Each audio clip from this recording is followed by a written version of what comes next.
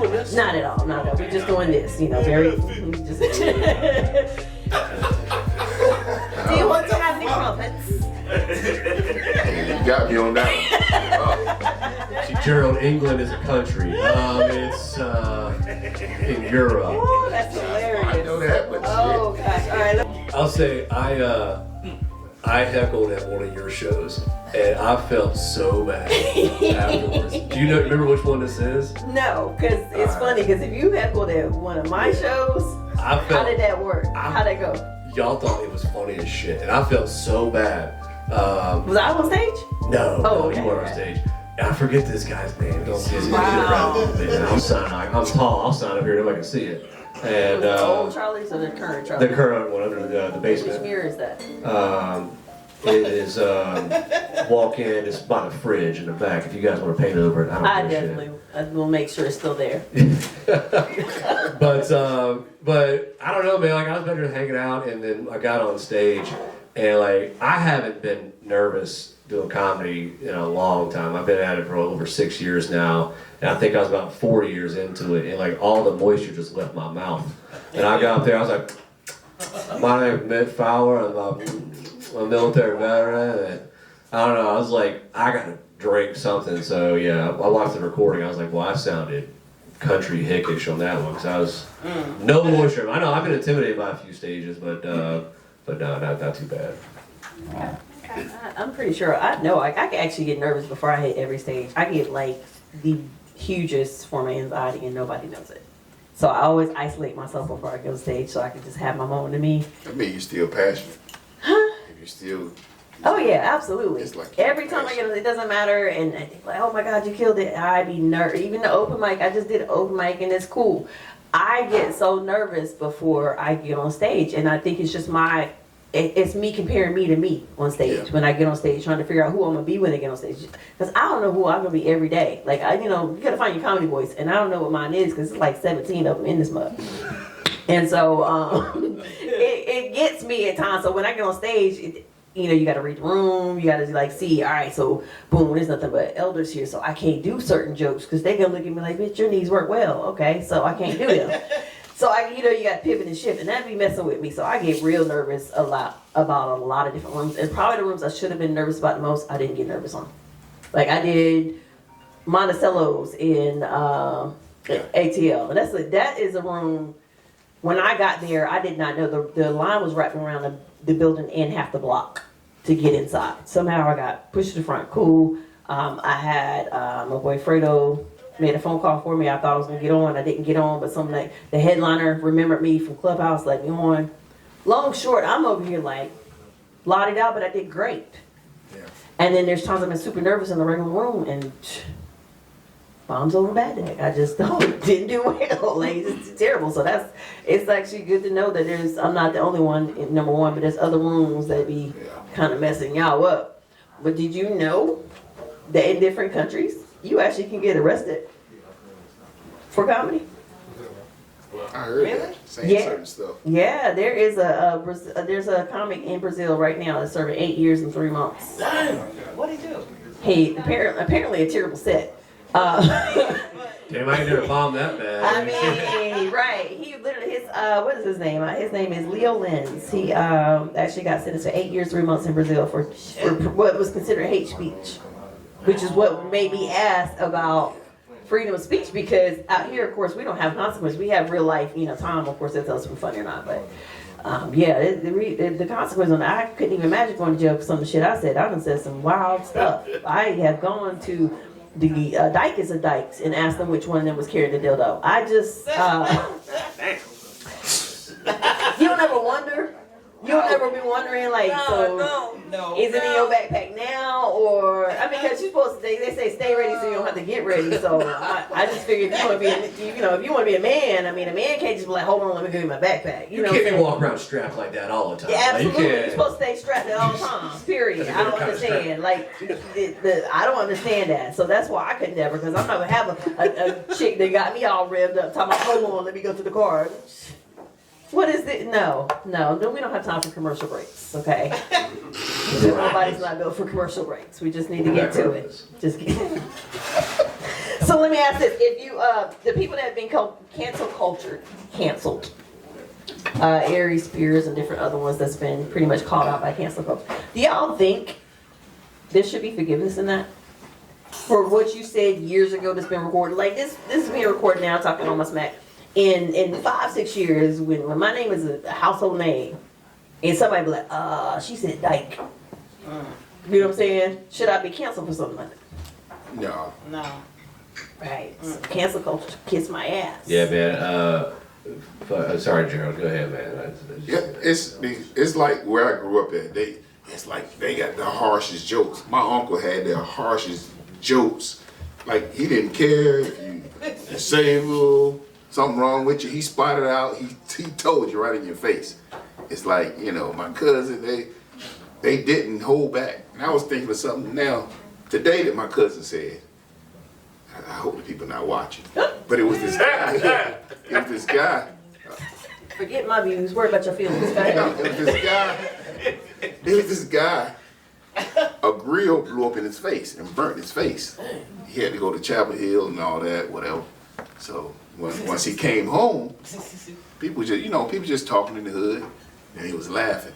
And my cousin was like, nigga, I know you ain't laughing. Go light somebody's grill. Like how you say that? His skin Because truth is the truth, though.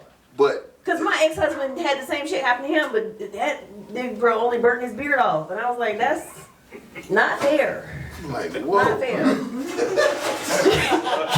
You know it's true. It's just it's not fair. It's just some people got the best of luck. That's all I'm saying. And the truth is the truth, though. Like I have a few jokes of people. I feel like, especially handicapped, because handicapped. I'm handicapped, so I can talk about it. I'm a little bit retarded, a little bit handicapped. We all know this.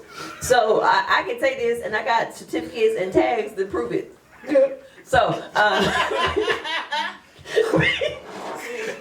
you laughing at my elbows. No. You want to laugh, but you don't want to laugh at the same time. It's cool. It's still cute. It's cool. I got a handicap thing. I was in an explosion. I can't hear out of my right ear. Most people don't know that. You know what? If listen, ladies, if you ever want to talk to him, that's the side you sit on. That's the side you sit on. When you just want to tell him how your day was, sit on that side. When you tell him how you really feel about him, sit on that side. And if you want him to hear you use something, I didn't even know that. I just got fortunate on this side. But I talk shit. I have a joke. I used to do a lot of just random stuff because handicapped people love to be treated regular. Yeah. Don't want to be treated like outcasts. You know what I'm saying? Right. So you're going to get these jokes too. But the funny thing, like I said, jokes are real truth, just told in a hilarious way. And I have this one about this girl who wanted to be treated normal. And but one day she was handicapped. She had drove with a little joystick, the Atari joystick stuff that they got going on because she couldn't do anything else. And the bitch had the audacity to go to the Bath and Body Works sale and put lotion on while she was driving. And she next thing you know, she done slipped up and got me. Well, we both over here wheeling and dealing and stuff. It's just a lot of stuff that could be talked about. That you scared to laugh, huh? You going? Nah, I'm not. I just heard you say the word retard earlier, and I was like, I can't use that word. We used to use it all the time, No. and then they changed it. But then I don't think anybody who really there's levels to retard. That's just like there's levels to nigga. Like everybody's not a nigga. He's not a nigga. This is a nigga. Okay. Like, you know what I'm saying? What I was going to go with is like, according to the VA, I'm 70% disabled, so I can only get to use 70% of the word retard, which is just tard. I only get to use the word tard. See? I don't go hard R, I only go tard. I'm only 70%. Cut the word down short. That's what I do. See, that's disabled. That just tells me that your body not functioning. That's what my kneecaps do. But I'm talking retarded. Retarded is different. It's different. Retarded is when you fill out an application like my ex did, and instead of putting Hope County for the county, he put USA as in the country. That's retarded. No, you talk about your knees a lot. You know your knees work fine. My knees do not work They fine. squeak. I heard you squat down and pick up something one First time. of all, that shootout that y'all thought was Fort Bragg was just me bending over. My knees, I actually have to get cortisone shots in my knees. I used to do a lot of praying back in the day. Word?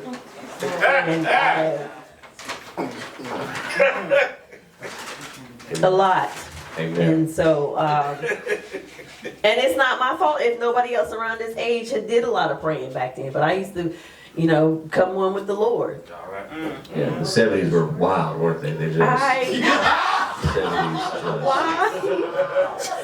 That's my time. I'll head out.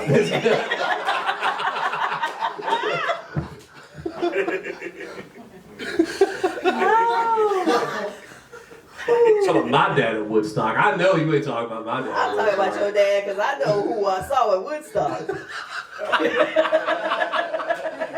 Talking about he ain't never had no chocolate milk. The devil is alive. We're on to you.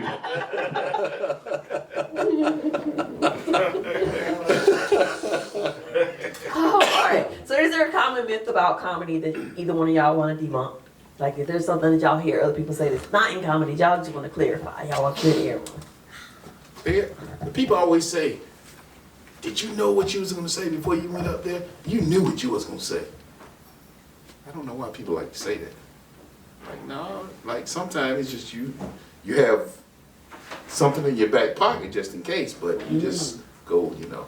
But a lot of people always ask, do y'all be knowing what you're going to say? So you just debunk having sex. Okay. I'm messing with you. You're right. A lot of people do think that it's verbatim. Some people do, some people don't. Actually, a lot of people don't know. I take that back. A lot of people don't even know. They expect every time you get on stage, you're going to be new stuff. Which I've seen some mastercrafts of that. I've seen with the Ha Mafia, if y'all don't know who that is, that's T.I. and his crew. Before Ha Mafia, I used to see him with Ricky Smiley. Tyler Chronicles. I don't know if you know the name, but look him up. I have seen him perform over 10 to 15 times live. That man has never repeated a set, ever. But I think K-Dub carried him. Absolutely. No, listen, don't get it twisted. Don't get it twisted. My boy K-Dub, that's my dog. But look, K-Dub is my heart. That's my dog. If y'all know anything about K-Dub, that's like one of my closest mentors when it comes to this comedy thing. For the record, yes, K-Dub came right here to Fayetteville for my birthday because that's who he is. Okay. He carries them. Huh? He carries them. Oh, yes, but if you've seen them live, if you've seen certain ones live, he don't carry Tyler Chronicles. He might carry, I knew what the setup was with T.I. T.I. was putting on stages that they couldn't get to. Yeah. So y'all can say what you want about T.I. I never even actually said this live, but I'm going to say this live and recorded. No, T.I. wasn't as funny as y'all expected him to be, and that's why when you got to go watch his special, you had to type in, T.I.'s not funny. If that's the brilliant behind him. If you want to watch his special, you had to type in ti'snotfunny.com to watch his special. That I tell you right there, he won his money game. But the reason why T.I. did what he did, number one, yes, K-Dub challenged him, but number two, it's because you wouldn't know about Erica Duchess, Tyler Chronicles, Jay Ski, name any of them if it wasn't for T.I. saying he headlining. And that everybody came to see T.I. and the whole time they were getting the Ha Mafia show. Yep. Those who know, and y'all know I know. So, clear that up. Thank you. Thank me. It's like this now, Mitch. Oh, like it is? Yeah. Are we still doing this? Not at all. Not at all. We're just doing this, very. Just right. So, but Tyler Chronicles is the only one I know I'd ever seen. I'm telling you, that man works his craft. And I was like, yo, Tyler, I've seen you plenty of times. You ain't ever repeat a set. He said, if I keep doing what I'm doing, I'll never have to. Y'all, if y'all have not seen that man live, go see Tyler Chronicles. I promise on everything, you will not be disappointed. And the moment I can bring him here to the Ville, trust and believe he'll be here. But his dollars is up, and I need Afterpay, my boy. But, all right, so what, you have something to debunk? I think people who think that comedy is easy are grossly misunderstood in what it looks like. So I'm a big fan of like really old school comics, and a lot of them are still active these days. But you know, if you're doing comedy correctly, it should look easy.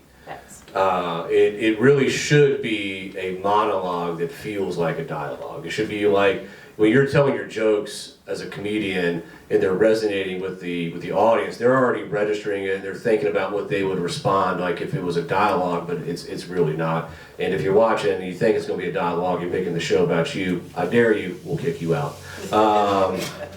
To a point, whatever. But yeah, so I mean, I think everybody who does comedy knows that, you know, at least for me, by the time a joke even makes it to the stage the first time, and I've gotten compliments about this which I thought were just amazing. The very first time I did a joke on stage, somebody's like, "Oh my God!" Like that was amazing. I was like, "That was the first time I ever did that joke on stage." Right, and sometimes it happens, and sometimes like if a joke doesn't work, try it once or twice and just get rid of it if it doesn't work. Right, that is. We'll almost call some names. That's yeah. We can get into that in just a second, but like for me, man, like it's probably before I think a joke is ready to take to the stage. It could be 2, 3, 4 months before I think it's ready. Right. I'm very fortunate in the sense that one, I own a comedy company. I can kind of like get up there and screw around whenever I want. Same. But and also very fortunate. I host the Comedy Couch, which is it's a 2-hour show, point to point. So sometimes you guys don't even know it, but like I'm testing concepts when I'm up there hosting, and like Heather and I are riffing. Like we do that. And it's kind of like a behind the scenes kind of thing. Like we'll be testing concepts, like whether whether the audience thinks it's funny or not. Right. And depending on that is whether I'll go finish it out. I'll think of something. But Mike and I do that a lot. Yeah. Behind the scenes of the stage, Mike and I and Tim, depending on who hosts for the night, we do a lot of. We're gonna try this out and see what happens. yeah, I think that's one of the good things. And I forgot what I was going to go on My about. bad. No, it's all good. I was going to talk about hecklers or some shit. I don't Oh, know. well, go for it. Have you had hecklers that just while you were not on hosting, but have you been doing a set and had hecklers, and if so, how did you handle that? I have. I've had hecklers. I've had 2 different types of people who distract me on stage. One is somebody who has a really funny laugh. If they're in the audience and they have like a weird ass laugh and I hear it, it will throw me off my game. Like, 'cause that's all I can hear for the rest of the set. Like there's a guy who comes out pretty regularly. I'll use his name because I love him to death. His name is George. George has the funniest fucking laugh. He's the sweetest guy. He has like a dog watching business, and he's like one of the most meticulous note takers I've ever seen in my entire life. Like his entire life is in a book. He's got a long beard. He's really sweet, but he has the funniest laugh. It just sounds like you're trying to crank like an old diesel car, like when it's cold outside. Like yeah. And I know if he's at a show, he could be all the way in the back. And I'm like, God damn, he got me again, man. But no, I've had hecklers at shows before. I'll let them go a little bit, right? But I'm also like, people paid money to be here, or people like took time out to be here, so like I'm not gonna let them mess with them. So like sometimes we'll like, hey, if you think you're funny, you can come try this, or like or So you put the spotlight on them, make them spot. feel uncomfortable, and then usually they'll knock it out or knock it off. But if not, especially when we're at the comedy club, I'll just like these guys right there. Oh, you just call them out. That's privilege. I'll get them kicked out. I don't give a shit. I've only had to kick out 2 people the entire time. We've been doing Comedy Couch for 3 years now. I've only had to kick out 2 people, and I will say they both deserve it. Same. The closet change, I actually just kicked out one only because, and they still give me trauma for that. And I don't like the way you laugh this hard. That's because you're not gonna look at me at my spot and look at me and tell me you do what you want to do at my spot. Yeah, I'm gonna show you, but I can tell you. Anyway. It was Valerie, wasn't it? Huh? It was Valerie. Oh no. She had It was toes actually out. some active duty guy came in and he had never been to a show, and it went from he was being disruptive to all the comics, and then when I got him, he was being disruptive. I'm like, yeah, okay, that's enough, and he was like, well, who are you to tell me? Oh, matter of fact, I'm the owner, get out. So, yeah. Right. Yeah. Yeah, this doesn't make any sound though. Exactly. It does It, when you yeah. It when your nails. You need to Oh, I work don't on have your nails. nails. Yeah, I Yeah. don't have nails. It's okay. But we read that. It's loud to us. Yeah. But no, I mean, and I don't like have to even pull that card. I don't even like ever be in that position. But it was just a terrible. It was a terrible situation at that moment. I've had crackheads in there. We still never had none of them issues that we. But what about you, Jerry? Ever have a heckler? In Atlanta. Okay. Okay. What happened? Hey, I just kept going. It's just Gotcha. like, I'm out of town. I don't really know people. I have to size people up. Gotcha. You by yourself. Yeah. Okay. I've had one heckler my whole stage time. He tried me. That wasn't smart. I roast people for fun. So he tried me, and it was funny because he tried me he won't even try me. I'm sorry. I take that back. He was just being loud, and so loud and disruptive that no one heard my set, and it was outside, I was frustrated, and everybody's attention went to him. I'm like, I don't have the voice for that, but this is what we're gonna do. So if you know anything about me, I'm always gonna have a wireless mic. I'm gonna get one. I'm gonna find one. If I have a cord, I'm already not happy. So I found him. I had that wireless mic, went right to him, and since he wanted to be part of the show, I made him part of the show. I roasted the crap out of him. He was a thick necker too. I was like, I don't even let me argue with people whose cholesterol is higher than their credit score, but here we are, and it was on the top. I'll say I heckled at one of your shows, and I felt so bad afterwards. Do you remember which one this is? No, because it's funny. Because if you heckled at one of my shows, how did that work? How'd that go? Y'all thought it was funny as shit, and I felt so bad. Was I on stage? No, okay, you weren't on stage. I forget this guy's name. He's been around a little bit, but it was a night that Topher, I probably shouldn't use his name, whatever, was going to get some action. And, we were all okay. Yes. Yeah. and you were trying to sell Topher honey packs or some shit. And Topher said something off stage. And I heard it and I was like, damn, Topher's second set's funnier than his first set. And it was I like, remember that. I was fucking with Topher, but I said it loud enough for homeboy on stage heard it. He was so like upset about it. Yeah. And y'all thought that was the funniest shit. And I'm like, I felt so bad. Because everybody knew what was going on behind the scenes. Yeah, Topher had to get them hot dogs and get the fuck up out of there.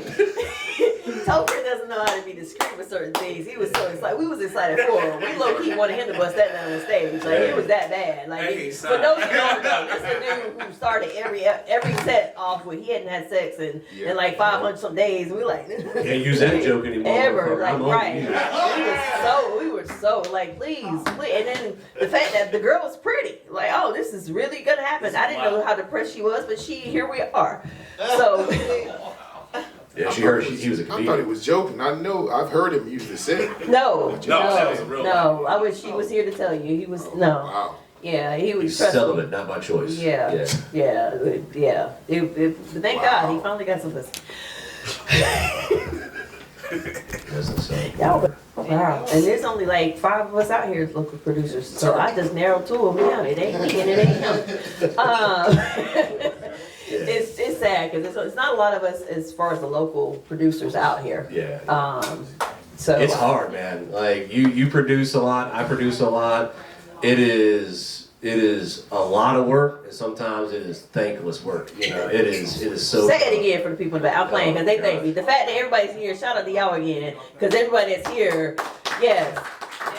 The support is real for my people, real talk. The support, they come through. I post, they come. I post a flyer, they come. And even Jerrold, how many times he done popped up to the exchange on a Wednesday night, midweek from Raleigh, bringing the goodies. I absolutely love that, and I appreciate that. So yeah. What about you? Any terrible advice you ever received? Well, somebody was like, "Oh well, if you get on stage and if you use a curse word, you're never gonna make it." You know. Fuck. You gotta be fucking kidding me. I don't want to call his name, but yeah. Call this motherfucking name out. I wanna know who the fuck told you. Now hold on, this shit's crazy to me. Mike is sitting right there. I don't get. Okay. It's the craziest shit I ever heard. So who the hell told you that once you say a cuss word, you're not gonna be able to fucking get on TV? That's bananas. You don't want to call their name out. Let me tell you, you raggedy motherfucker. Just because, huh? Give an initial. Give it. Are they local? No, not local. Is it a passer? Listen, TD Jakes fakes. Mr. Bend over, Mr. Take that, Puff Daddy's big power band. Let me tell you something. I'm sorry, that was out loud. I didn't know. All I know is whoever said that, first of all, they need a spirit of deliverance because most comics start with cussing. Not all of them, but most of them. Because of the fact, like me, it's a nervous switch. I cuss every other word when I get nervous. You know how nervous I am by the amount of cuss words I say. Mm-hmm. And sometimes it's only cuss words, ain't even no real words. See what I'm saying? Damn. That ain't what he said, but it's close enough. See, I feel in his cuss words because he don't even cuss. So he be saying stuff, and I just have to fill in his cuss words. And look at us now. On TV. Yeah, you see, I wish you would tell me who that is. To just tell, give me a P.O. box. Swallowed. But he's not getting a lot of bookings, so. He ain't getting any bookings, because he don't cuss. You can't even get booked at the church. I've done clean sets. I promise y'all, I've done clean sets, and church people pull me over to the side and like, that was wonderful. I wonder how good you are when you say what you really want to say. I'd be like, Miss Mary, listen, I'll be talking about all types of balls in my mouth. Listen. They love that. You understand? They love it.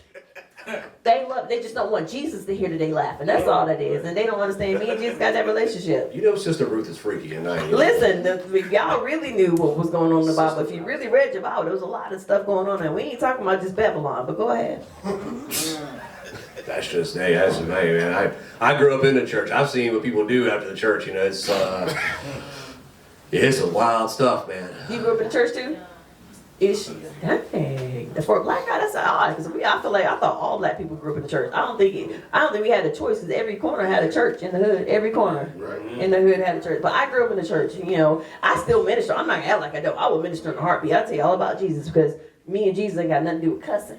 You know what I'm saying? It's what separates stuff in the world. But I'll tell you in a heartbeat, I do have a relationship with God, with Christ. I love my relationship in the church. But I cuss a lot. I cuss a lot too. I cuss a lot, I do. And so that was some absolutely terrible advice. So, and you said they don't get booked like that? Yeah. With your 9-book self. Yeah. I hope you tag them in this by accident on purpose. Just tag like 50 people and put them in it so they can be tagged. There you go. Okay. What's the initials again? I tried, y'all. I tried real hard. I tried real hard. Yeah, I tried to get out. You sure? It's your time to speak. They ain't gonna book you. We'll talk after this. That's crazy. Yeah, I was raised in church. I know all about this shooting. In the pastor's sons, amen. Let's see. Let's kind of get into some games because I feel like we've covered everything that I like to normally cover. Let me ask this though real quick. What encouraged y'all to start comedy? I wrote this list of comedians down. We're gonna get through it. What encouraged y'all? That's what I'm about to get into. What encouraged y'all to start comedy? Well, my uncle, I think he passed, but I thought he was the funniest person in the world. Okay. So it was always laughter with him. It was always laughter. And I wish when I started, his cancer had kicked in. He did never. I wish he could have been alive to see me go on the stage. Because he would always tell me to do it. Like, go ahead and do it. But he never got to see it, so. I'm sure he watches from somewhere. I don't like to say where people watching from because I don't know his life. He might be looking up, he might be looking down. We don't know. I do really dark jokes at times too. I mean, reality is reality. Do you know is he looking up at you or down at you? Exactly. We don't. The world may never know. What about you? Well, I'm always a big believer. They're not necessarily looking down or up. I feel like a lot of my relatives are like sitting right next to me. I feel like See, that's that white people shit. I was talking, asking him. Yeah. He ever inviting the ancestors. We don't want y'all ancestors back. We they're the wrong ancestors to bring back. He's still looking at us. I am free. Tell your old great granddaddy I am free. Okay. Yeah, They still looking around at me. No, they're not. She's with me. Check it out. But I grew up in a family where comedy and humor was at every dinner table. Okay. I had uncles that were hilarious. I had my dad growing up. I mean, he's silly as can be now, and I don't know. Like when I was young, I was always a jokester and a prankster. I was always a prankster growing up, and. We were always watching comedy movies, growing up. That was my dad's favorite genres, is, just like these old school, like Leslie Nielsen movies and these old John Candy movies. And so comedy was always around. And when I was a teenager, the Blue Collar Comedy Tour was like the biggest thing in America. Like they were on every talk show and stuff like that. And, the four guys. And I don't know, I was like, that looks fun. Like I could do that. And I remember watching like some old, like Richard Pryor specials, and then like watching like old comedy specials. Like I feel like I could do that. And I actually tried at a high school talent show to do a stand-up comedy set, and it was not good. I did a joke that was so actually kind of fucked up now to think about it. That like I got my microphone turned off and I got told to get off the stage by the school principal. And like I got out in the audience and shout out Joyce Adams. big ups. She's gone. Unfortunately, she's a good lady. But my dad thought that joke was hilarious, and I still remember that joke to this day. And I was like, well, I'm never doing comedy again. Like, I can never do this. And then, I don't know, I just got older and out of the military. I was like, fuck, I was going to give it a try. So, yeah. All right, so with that being said, I asked them earlier, I always ask every comic come through here to y'all to name y'all top 10 favorite comics or most inspirational comics to you. So we're going to do two different types. We're going to do the A-listers. Everybody know the A-listers, who the famous people are. But I also want to know who your locals are. So whichever one of y'all want to start. Did you write yours down too? Yeah, y'all had it right. That's crazy. Grab this, pass that to sis, and she'll know exactly what to do with it. Just turn around, she'll know exactly what to do with it. Would you write I yours see on, you, bro? sis. I see you. I got What'd you write you. yours on? Is that a Carfax? Is that a Carfax? Post office. That is a whole fax. Wow, he got, that's a whole fax. Mail in his hand. I got you, sis. That's my mail, I man. got you. I got you. My tax return is in. All right. So I asked for your top 10 favorite, known comics, and go. No particular order. Bill Burr, Okay. Mark Norman, Melanie Camacho, Camacho. Okay. J.J. Williamson, Mario Torre, which Mario is a friend of mine. I met I'm about to Mario. say he's local. He I knows a lot. met Mario in Atlanta. My youngest daughter, she was about 1 or 2 years old. Now she's like 28. So I met him probably 28 years ago. Wow. So He's we here always- often. You know that, right? Yeah. We always keep in He hit me contact. up last week. Some more, Oh, yep. Deion Cole, Mike Epps, Chris Rock, and K-Dub. Hey, you gotta keep K-Dub up there. If you don't know who he is, please look him up. He is literally one of the kings of Atlanta comedy. So, what you got, Mitch? So, but yeah, no order, but the guy at the top of my list when I was thinking about like my favorite comedians of all time is the very first comedian I ever saw in person. He came here to Fayetteville. It was Ron White, and the guy's an absolute legend. That's the guy who inspired me to start, even being interested in stand-up comedy. I was like, wow, that is so cool. I want to try that. I don't think this guy gets enough credit, but Jerry Seinfeld, I think, is still one of the greatest stand-up comedians of all time. When I started reading his book and looking into how he does comedy, he will shave syllables off of words into jokes to make them better.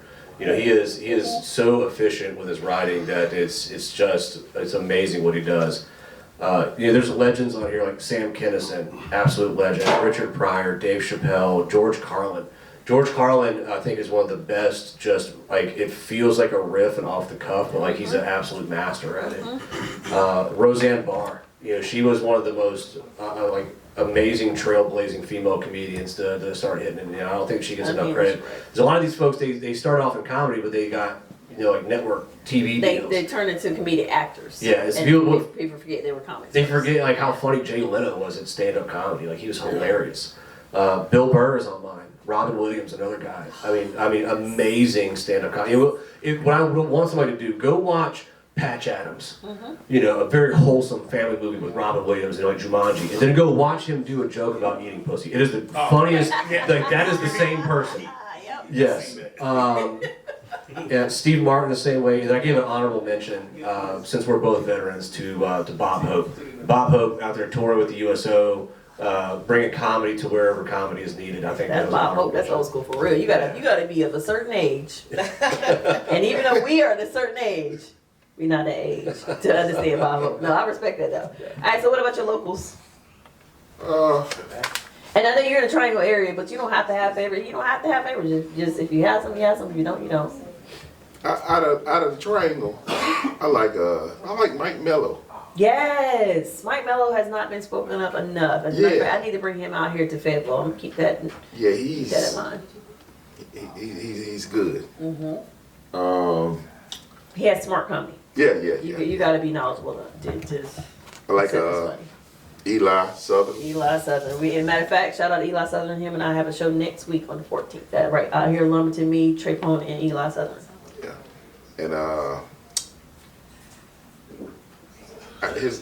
he's Russian, He lived in Raleigh. His name is Alex. Alec, oh, I know what you're talking about. It starts with a V or something like that. Yeah. He's But his writing is. he's a disabled comic, and he actually is hilarious. Yeah. He doesn't even. I mean, he uses that, but you're right. Yeah. And like Bill Lawton too. I don't think I know him. I can tell it's like he's constantly writing. When you watch his sets, you can tell because he do those writing classes in Raleigh, but you can tell when he get on stage, like he's always writing new material. I love that. And another guy, he don't get enough credit. His name Rakim Dupree. He's out of Greenville. Okay. I think Rakim, he has it, but he's never put on shows. But if you watch him, it's just like, he got like that dry humor, but it's like, I just would like to see Rakim, do shows. He does comedy out of Pitt Street, out of Greenville. And I don't know why they never put him on shows. Send him this way. But his We'll work with him. his comedy is dry, but to me it's, If it can be dry, if it's funny enough. If it's just dry, but and he don't want help. Because I think that one thing people will tell you, like, I'm still new to this comedy thing. I've only been doing it for 6 years. But when it comes down to me and comedy, if there's a joke that can be punched up, we're gonna punch it up. And I say we because everyone around me, y'all know, y'all been to exchange. We're gonna punch it up together. We're gonna make sure that it hit. Because you're not gonna leave this stage thinking that's funny and it was trash. I think Rakim, he smoke a lot of weed, but his jokes, if somebody really got with him, Yeah. Send him this way. Tell It'll him, be quiet. Give He'll some say- gas money, let him come on up from Greenville. he'll say something like, shout out to the audience, but shout out to the weed man, because that damn weed I smoked was good. I done forgot everything I planned to say. He say stuff like that, but it's like, I just think he needs that. Yeah, just send him this way. He needs that That's push. Yep. Who you got, Mitch?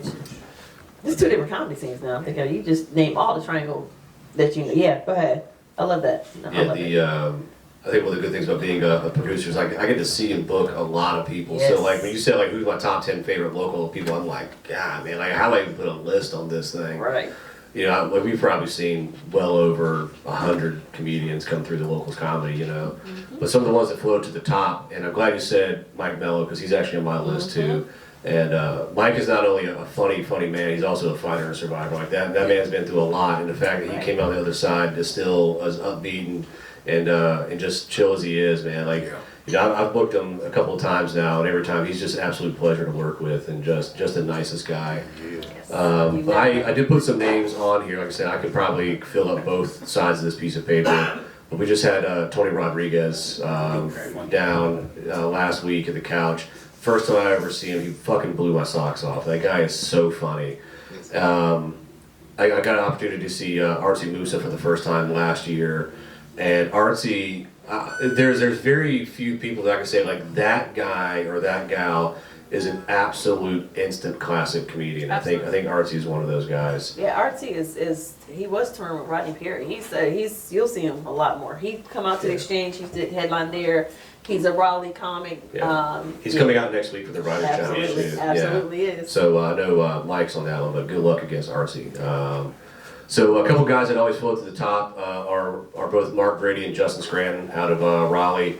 Mark is, I mean, he's good. Justin is absolutely hilarious. He's got a joke about Whoppers and it's just, I mean, so You said wait, funny. Justin Scranton? Justin Scranton. JC Scranton. I know you're not mom. Yeah. He's like Prince, like he's changed his name and shit now, you know. I got you. I was like, I hit him, I was like, yo, what's up, JD? He goes, just Justin. I'm like, okay, all right, we're going Just Diddy. That's what we're going with. Now I'm fucking with him. A gal who moved out of the area that she's back in Charlotte, Annie Witter, is hilarious. I had her down at the Lumberton show at the theater there, and she's great. Very, very funny gal. Another one, she came out of this area now in Austin. She got huge after being on Kill Tony, is Trish Smart. I had Trish Smart at the Cameo Theater, and she is absolutely hilarious. I'm glad that she got highlighted on Kill Tony as well. These names I want to know. The last few, I think you guys all know all of these. HL is Oh my God, he's so funny. He was my second panel on the show. Yeah. Season 1, episode 2. HL is so funny, and I got to get him down for the couch as well. He's been on the list for a while. It's just a matter of like, when it comes to booking the couch, we have 24 shows a year, and some of those are the special edition shows. So really, I have like maybe 19 or so spots per year. Right. Lewis T is on my list. He's coming very soon in May. Brett Alred's going to be here next week for the challenge as well. Lewis T. We have a show on Sunday. And then Tyler Wilson. We got Tyler Wilson coming up soon too. He's out also out of Raleigh, and he's real young. When I met him, I asked him how long he's been doing comedy. It was like next to nothing. Like he's like in his early 20s. And I'm like, how can you be this funny in your early 20s? Like there's nobody that does that. But yeah, that's the list. I could just go on and on and on and on. Not a whole with lot. people. One in Fayetteville, Monk is in his early 20s, and he's hilarious. Yeah, He's I haven't out seen here him walk locally. around. He He's funny he as started shit. coming out. We saw him a couple of weeks ago when we did the Ink Rally. But either way, absolutely, I agree. A lot of the younger ones don't realize. No, I take that back. Just Monk and James Justice or Justin James. I'm glad Monk's back. Last time I saw him out there spraying shit on walls and stuff like that, whatever, the tag or whatever. Like, what is Monk doing? Get back on the mic, man. You're too damn funny out there spray painting shit. Oh no, that's art. It's art. I ain't gonna do that, man. They're making his money. Yeah, But I love to hear that. And I want those lists. Seriously, I want those lists because I love to bring comedy here, and I love to highlight those who need to be highlighted. That's the one thing I do want to make sure I do. So if those names I don't know, bring them here. I want to make sure we can do what we can do. Yeah, I'll give it to you. All right. So